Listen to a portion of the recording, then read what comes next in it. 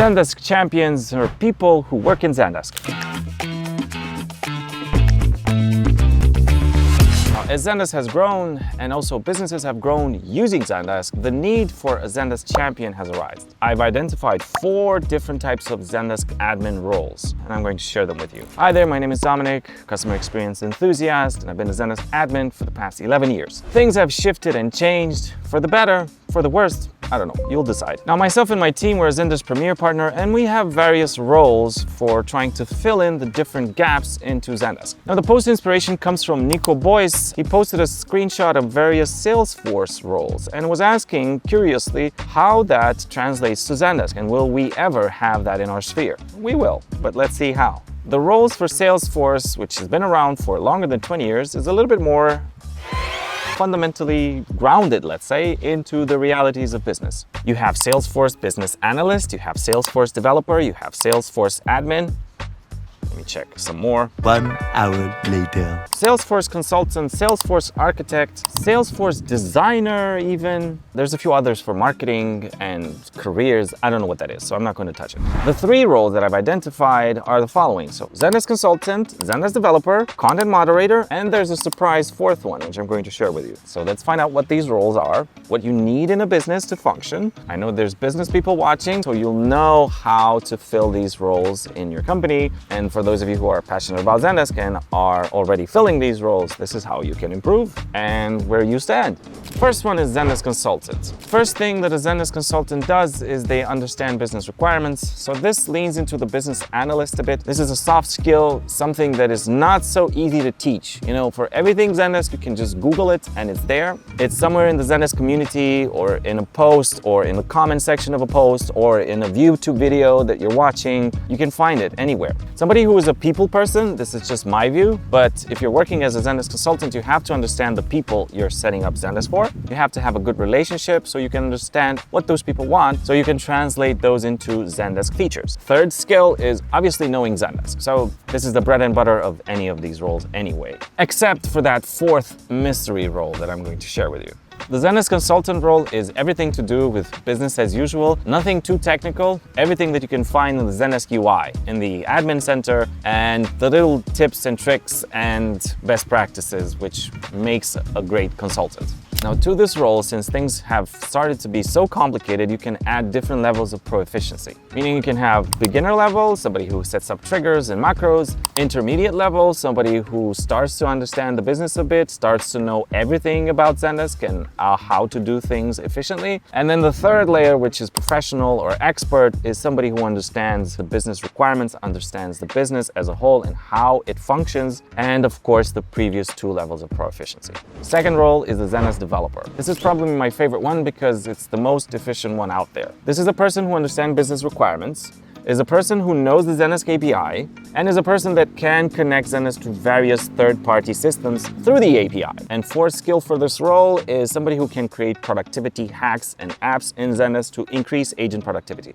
This is somebody who doesn't have to be so much of a people person because they don't talk to people as much. Their focus is more on understanding how Zendesk works, where the bottlenecks lie, and how they can streamline that to make it more efficient. They can be given more strategic and direct tasks, like connect to the backend system where we keep client data. If you connect a third party to Zendesk, where you, for example, keep your client data, you can surface that for agents, and when they reply to a customer, they have context, they know how long this person has been a client for, they know past orders, they know their history, they know blah. There's 3 levels of proficiency in here, or 3 branches in this role as well.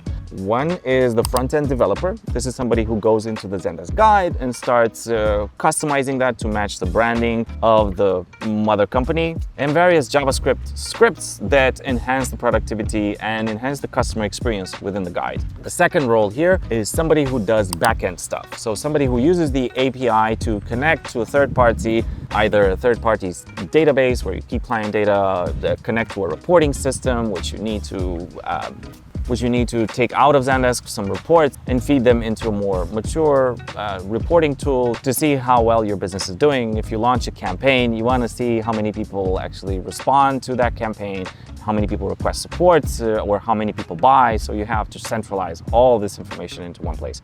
Anyway, the developer can send that over to you. And third role in here, which popped up out of nowhere, is the Zendesk Sunshine developer.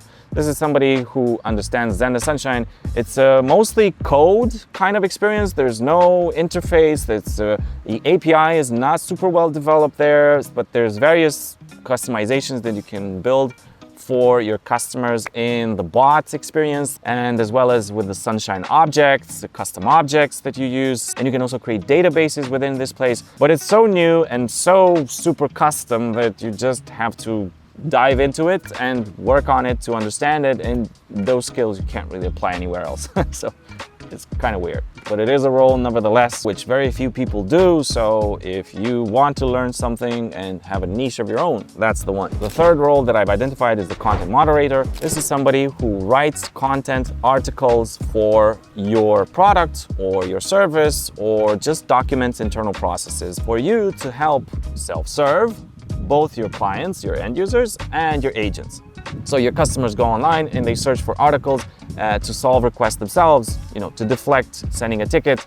Great, somebody who's a content moderator can do that very well. Also, your agents, when you hire somebody, you don't want them to start from scratch and just ask questions all over. You want to have a knowledge base of how to solve requests. They can just look up and how to solve certain types of requests. They read that, they answer customers, and they solve the requests, and they're done. The content moderator has two sub roles in it. One is somebody who creates articles and maintains them and adds keywords and add labels, categorizes these into category sections, subsections, and subarticles and sub-subarticles, content blocks, etc. And then the second role within this one is the community moderator. Now, this is somebody who moderates requests coming from the community or gather side of Zendesk. Somebody who interacts with users, somebody who gives them badges, somebody who answers them, somebody who approves or pins certain feature requests or community posts that are interesting to the community. Anyway, it's a whole job in itself. Okay, now the fourth mystery role that I talked about, this person fills out a role that came to be about maybe a year ago, a year and something. And if you're thinking about AI, that's the role. It's called bot flow designer. Somebody who comes in and understands on the one side how machine learning works, and then they understand how the business works. So they're working for a business, they're hired, and they're meant to encourage self-service. So they come in and they want to make the bot efficient, so the bot solves requests on its own without the intervention of a human. Well, everybody expects to just come in and push a button, and then Zendesk takes that, learns it much better than ChatGPT, it can't, and then has a conversation with the customer, and then the request is solved, and they're done. And they can just sit on Mojito, and that's their job now, and they get raises every week because they're doing such a great job, because they just connected the bot to a knowledge base. No, it doesn't work like that. I blame it on these AI companies popping up and promising half-built products and amazing benefits that don't exist. You're just they're selling you a bright, shiny object that has caca beneath it. You can't just push a button and just enjoy the rest of your life on a beach. It doesn't work like that. You have to have somebody dedicated to this role, feeds the machine content that is being written and well documented, not by an AI, because if AI builds on top of itself, it will be vague and it will just give you really bad answers that will just confuse your user, your customers. No, you have to have a human that writes these things, and then a machine takes them and learns them. And once you feed it the right information and you upgrade what it learns every day, you go in and you add keywords, you remove keywords, how your users are typing and what they're searching for. Everybody has their own way of thinking and trying to search for things. And if you don't add that, iterate day by day, then your bot will not be efficient in Zendesk. So this is another role. Okay, so now as a conclusion, all of these roles that I mentioned are, if you think about it, there's, 10 people you have to hire.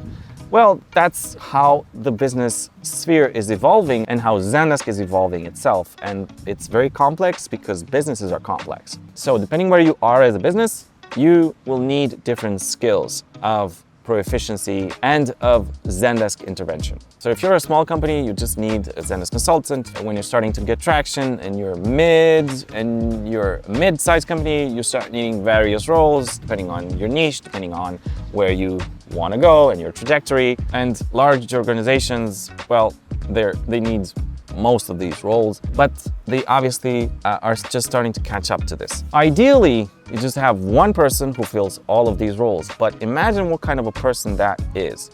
And that person just probably has to have like a super big brain, and it's not going to be very easy for them to learn all of these skills. Whoever has tried to set up anything in Zendesk will start to understand what I'm talking about. And this is probably you watching this video. I can keep rambling about this, but instead of hiring 10 people to do these roles, you can just hire one agency with a recurring fee. Like you can hire us and you have access to 10 people or 11, and everybody has all of these kinds of skills.